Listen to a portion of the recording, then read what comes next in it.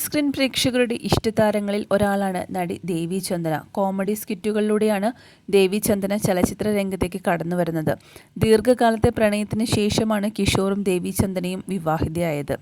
നിരവധി സിനിമകളിലും താരം തൻ്റെതായ രീതിയിൽ വേഷങ്ങൾ അവതരിപ്പിച്ചിട്ടുണ്ട്. നിരവധി സിനിമകളിലും ദേവി ചന്ദന അഭിനയിച്ചിട്ടുണ്ട്. അതുപോലെ സീരിയലുകളിൽ വില്ലത്തി കഥാപാത്രത്തിലാണ് താരം കൂടുതൽ തിളങ്ങി നിൽക്കുക. നടി ദേവി ചന്ദനയും ഭർത്താവ് കിഷോറും യൂട്യൂബ് ബ്ലോഗിങ്ങുമായി സജീവമാണ്. കൃത്യമായ ഇടവേളകളിൽ വ്ളോഗുകൾ പങ്കുവയ്ക്കാൻ ഇരുവർക്കും കഴിയാറില്ലെങ്കിലും നോട്ടിഫിക്കേഷൻ വന്നാൽ വ്ളോഗ് കാണാൻ ആളുകൾ ഓടിയെത്താറുണ്ട്. സ്പെഷ്യലായി ഇരുവരും ഒരു വീഡിയോ പങ്കുവച്ചിരുന്നു. കഴിഞ്ഞ വർഷം പാളിപ്പോയ ന്യൂ ഇയർ റെസൊല്യൂഷനുകളും പാലിക്കപ്പെട്ട റെസൊല്യൂഷനുകളെക്കുറിച്ചുമാണ് ഇരുവരും സംസാരിച്ചത്.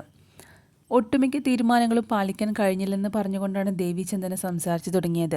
നോ പറയേണ്ടിടത്ത് നോ പറയണമെന്ന് കഴിഞ്ഞ വർഷം തീരുമാനിച്ചിരുന്നു.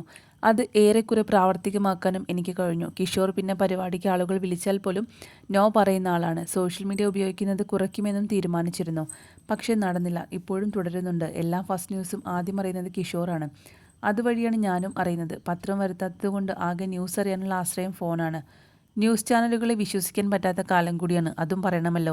ഞാൻ മരിച്ചുവെന്ന് അടുത്തിടെ ഒരു ചാനലിൽ വാർത്ത വന്നു. ഞാൻ ആ സമയത്ത് സുഖമില്ലാതെ കിടക്കുകയായിരുന്നു.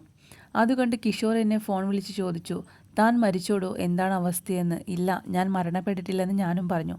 ഹെപ്പറ്റൈറ്റിസ് എ ബാധിച്ച് കഴിഞ്ഞ വർഷം കുറച്ചുനാൾ ദേവി ചന്ദന ആശുപത്രിയിലായിരുന്നു. ഭീകരമായ അവസ്ഥയിലൂടെയാണ് അന്ന് താൻ കടന്നുപോയതെന്ന് നടി ദേവി ചന്ദനയും ഭർത്താവ് കിഷോറും തുറന്നു പറഞ്ഞിട്ടുമുണ്ട്. ഇത്തവണ എൻ്റെ ന്യൂ ഇയർ മൂകാംബിക അമ്പലത്തിലായിരുന്നു. ശില്പയ്ക്കും റെയ്ജാനും ഒപ്പമാണ് ഞാൻ പോയത്. കിഷോറേട്ടന് പതിവ് പോലെ പ്രോഗ്രാമായിരുന്നു. എൻ്റേത് ഒരു തീർത്ഥാടനമായിരുന്നു. ഒരുപാട് ക്ഷേത്രങ്ങളിൽ പോയി സെൽഫ് കെയർ ചെയ്യുമെന്ന് ഞാൻ കഴിഞ്ഞ വർഷം തീരുമാനിച്ചിരുന്നു. പക്ഷേ ഒന്നും പ്രാവർത്തികമാക്കാൻ കഴിഞ്ഞിരുന്നില്ല. അതുകൊണ്ട് തന്നെ വർഷാവസാനമായപ്പോൾ ആശുപത്രിയിൽ കയറേണ്ടി വന്നു. അതിനുശേഷം വീണ്ടും ഹെൽത്തും ഫുഡും ഫിറ്റ്നസ്സും ശ്രദ്ധിച്ചു തുടങ്ങി. ഞാൻ ഡാൻസ് ചെയ്തു തുടങ്ങിയെന്ന് പലർക്കും അറിയില്ല. എല്ലാം ഭേദമായി. ഞാനിപ്പോൾ നൃത്തം ചെയ്യുന്നുണ്ട്. ഡാൻസ് ക്ലാസ് നന്നാക്കിയെടുക്കണമെന്ന ആഗ്രഹം ഈ വർഷമുണ്ട്. ഭക്ഷണം പരമാവധി വീട്ടിൽ നിന്നും കഴിക്കാൻ തന്നെയാണ് ഞാൻ തീരുമാനിച്ചതെന്നും ദേവി ചന്ദന പറഞ്ഞു. തുടർന്ന് കിഷോറും പാലിക്കപ്പെടാതെ പോയ തൻ്റെ ന്യൂ ഇയർ റെസൊല്യൂഷനുകളെക്കുറിച്ച് സംസാരിച്ചു. പുതിയതായി എന്തെങ്കിലും പഠിക്കണമെന്ന് കഴിഞ്ഞ വർഷം ഞാൻ തീരുമാനിച്ചിരുന്നു. പക്ഷേ അത് സാധിച്ചില്ല. പ്രോഗ്രാം ഉപജീവന മാർഗമായതുകൊണ്ട് അത് ഒഴിവാക്കാൻ പറ്റില്ലല്ലോ.